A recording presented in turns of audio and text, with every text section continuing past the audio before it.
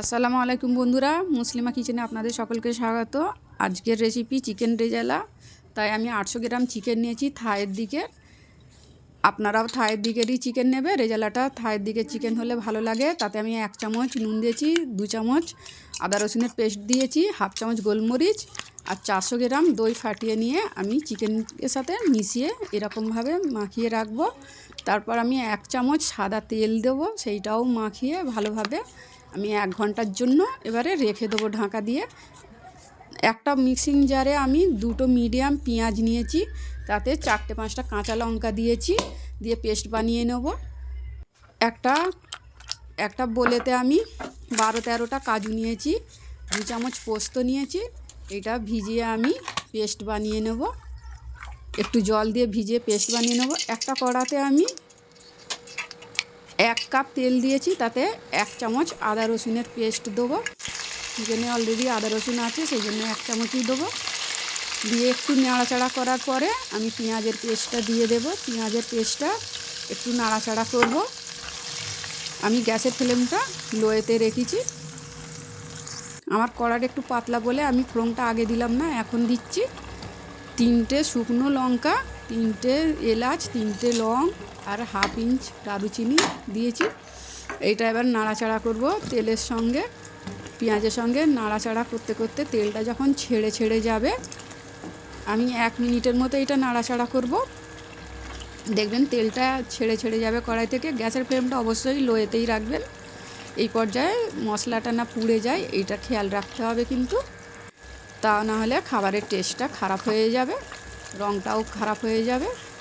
এবারে তেলটা ছেড়ে গেছে, আমি চিকেন এবারে দিয়ে দিচ্ছি। ম্যারিনেট করে রাখা চিকেনটা দিয়ে দিলাম। চিকেনটা দেওয়ার পরে আমি নেড়ে দিয়ে 5 মিনিটের জন্য ঢাকা দিয়ে রেখে দেবো। 5 মিনিট পর খুলেছি, ধোঁয়ার জন্য বোঝা যাচ্ছে না, অনেকটাই জল ছেড়েছে।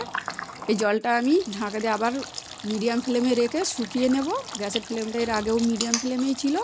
এখন দেখুন চিকেন থেকে জলটা শুকিয়ে গেছে। আমি কালারের জন্য 1 চিমটি হলুদ দিলাম, আর ঝালের জন্য আবার আমি হাফ চামচ গোলমরিচ গুঁড়ো দিলাম। দিয়ে কাজু আর পোস্তর পেস্টটা দিয়ে দিলাম। দিয়ে ওই পেয়ালাটাই ধুয়ে একটু জল দিয়ে দেব, আর কোনো জল দেবো না এক্সট্রা করে। এইটা একটু নেড়ে আমি ঢাকা দিয়ে রেখে দেব। আমি 800 গ্রাম চিকেনে 400 দই মিশিয়েছি। আপনারাও যতটা চিকেন নেবে তার অর্ধেকটা দই দেবেন। দেখুন নাড়তে এবারে চিকেন থেকে জলটা ছেড়ে গেছে, তেলটা ছেড়ে গেছে। তেলটা এইভাবে ছেড়ে গেলেই বুঝতে হবে চিকেন রান্নাটা হয়ে গেছে। এবারে আমি কাসুরি মেথি একটু ক্রাশ করে দিয়ে দিলাম। দিয়ে গ্যাসের ফ্লেমটা অফ করে আমি ঢাকা দিয়ে রেখে দেবো 10 মিনিটের জন্য। 10 মিনিট পর আপনাদের আমি পরিবেশন করে দেখাবো। 10 মিনিট হয়ে গেলে দেখুন 10 মিনিট হয়ে গেছে। এবারে আমি পরিবেশন করে দেখাচ্ছি।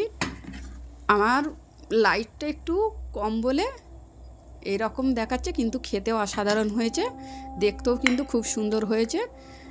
এইভাবে আপনারা এই শীতের আবহাওয়ায় বাড়িতে বানিয়ে খেলে খুবই ভালো লাগবে সকলকে।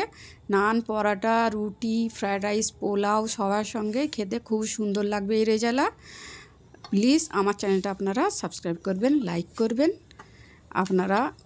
আপনাদেরকে আমি অনুরোধ করে বলছি আমার চ্যানেলটা সাবস্ক্রাইব করবেন।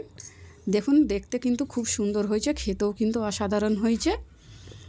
আপনারা বাড়িতে বানাবেন, সকলেই মিলে খেলে খুবই আনন্দ করে খাবেন। আপনারা আপনার সকলে নাম করবেন। খুদা হাফিজ।